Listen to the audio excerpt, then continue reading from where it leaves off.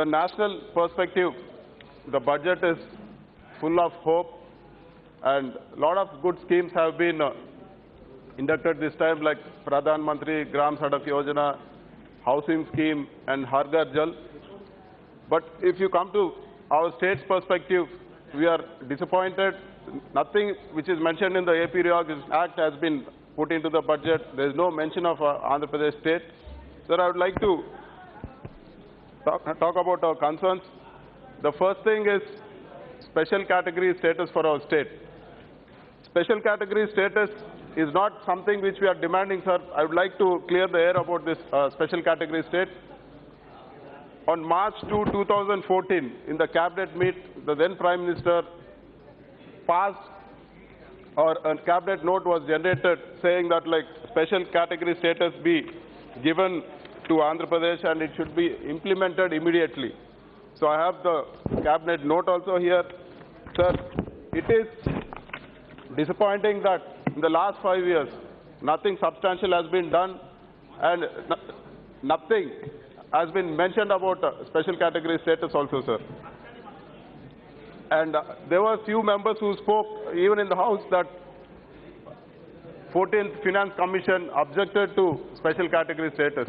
But it is not a fact, as Mr. Abhijit Sen, who is a member of the Finance Commission, he clearly wrote a letter saying that Finance Commission has got nothing to do with a special category status and it is only executive decision. And I have the letter also here which says that Finance Commission has got nothing to do with special category status and it's only executive decision. With a stroke of a pen we can accord special category status, sir. I'll tell you the reason also for this. Our state was split against our wishes.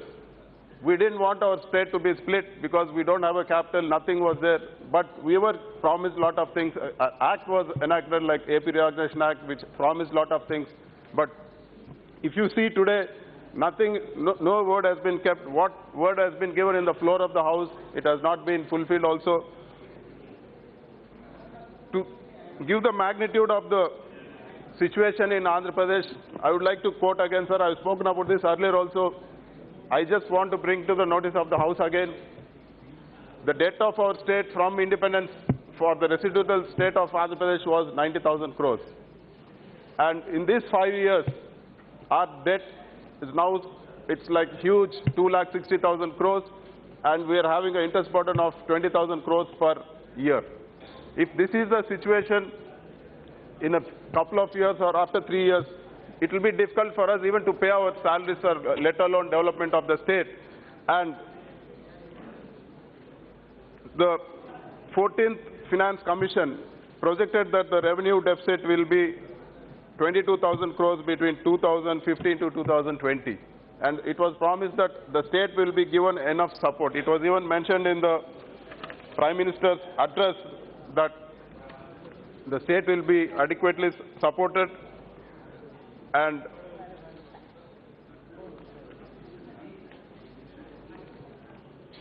but if you see, sir, all the words given in the floor of the House, what has been done? Nothing has been done, sir. They are not keeping up any promises. We want support to our state. We've been unjustly divided. We expect support from the government. It is right time to act also, because the 22,000 revenue deficit which was expected in the last 5 years is close to almost 63,000 crores. Like, how do you expect a new state without a capital, without proper infrastructure to generate such amount? And that is our question, sir.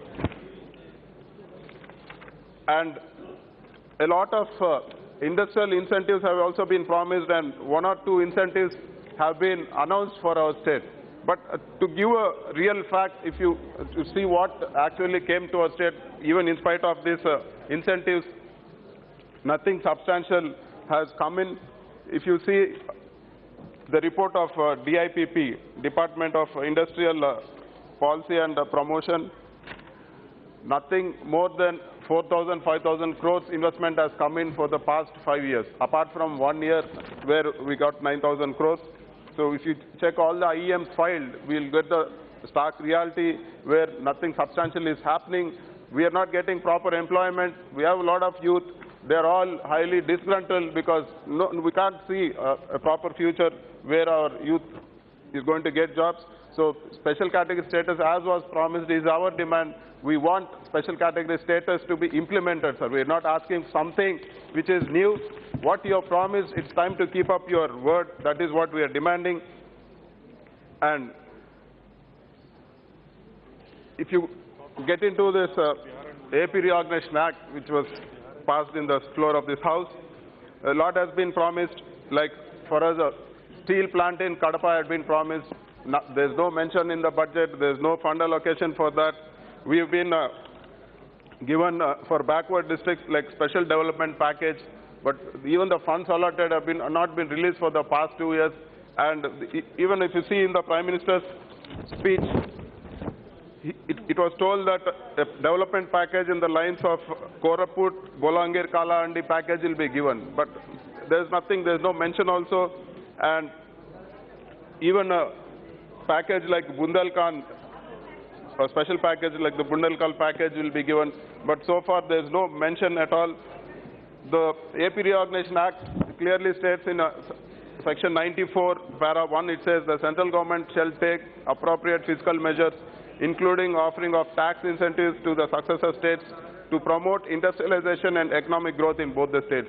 We would like to know what you have given in the past 5 years and what is the result of that, sir. We'd like the minister to specifically talk about that. There's no mention of Duggarajapatnam Port or the Vizag-Chennai Industrial Corridor. Sir, even the metro rail project is going at a snail pace. Nothing has started. And let alone the Visakhapatnam, Tirupati airports, they were promised to be international airports. You forget developing the airports, sir. The flights now are getting cancelled. We've requested the minister not to cancel the flights because of our state should be treated in a special way. Sir, one more thing. The Polavaram project is like lifeline for our states, very important. I would like to bring to the notice of the Honorable Minister that Polavaram project is a national project which was supposed to be built by the central government. But as a part of the NDA government's decision was that the state government would construct it. But one thing we're not able to understand, sir, Polavaram project cannot be built in 1 year. It takes like 6-7 years, and now it's going to take 2 or 2.5 years more to construct it. The central government said that we will only stick to the initial proposed amount and we will not increase the value of the Polavaram project. This is not fair because it is an irrigation project. The foundations may vary and the cost is bound to change. There are escalations. So we request that the total cost of a Polavaram project be borne by the central government as it was promised. And sir, one more issue I would like to minister to clear air about this. The 15th Finance Commission, as part of devolution of funds to the states, is taking the 2011 population census.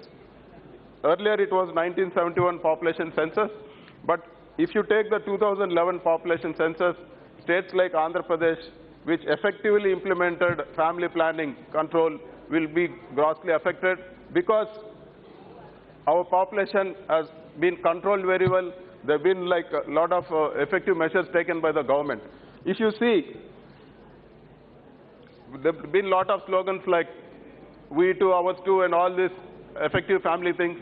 But if we are not going to be treated, this is not going to be, this is not going to be considered according to 1971. And if our population is down and funds are going to be down, then I think the population control measures is not really going to matter. We wish that justice be done in this and proper measures are taken so that states which effectively implemented population measures are not at a disadvantage. And there is one more scheme, Har Ghar Jal.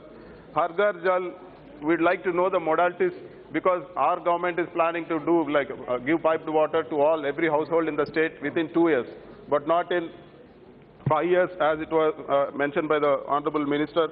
So it's going to, we wish the government comes out with modalities and helps us soon. And there's one more issue I would like to bring. It's regarding GST. So there are two important points. We have enough time. We have enough time, sir. No. So I would like to bring to your notice that, see, there was the Honorable Minister spoke about a elephant story where if you don't pay proper taxes, your fields will get trampled. Here there is a case, sir, like those people who are doing government contracts who have started before the GST was announced. And after the GST, a lot of governments are not paying the GST to the contractors. A lot of governments are not paying the GST. Yes. I would like to give me 2 minutes, sir. No, already you consumed 10 minutes. We already have, in the BSc we have discussed, we have enough time for this. No. I'm just keeping a track of my time. I need 2 more minutes. Your allotted time already you consumed. I have 2 more minutes, sir. Yeah, please. Within 1 minute. And 1 minute. the governments are not paying the GST to the people doing the government contracts, but the GST department is putting penalties and filing cases on them.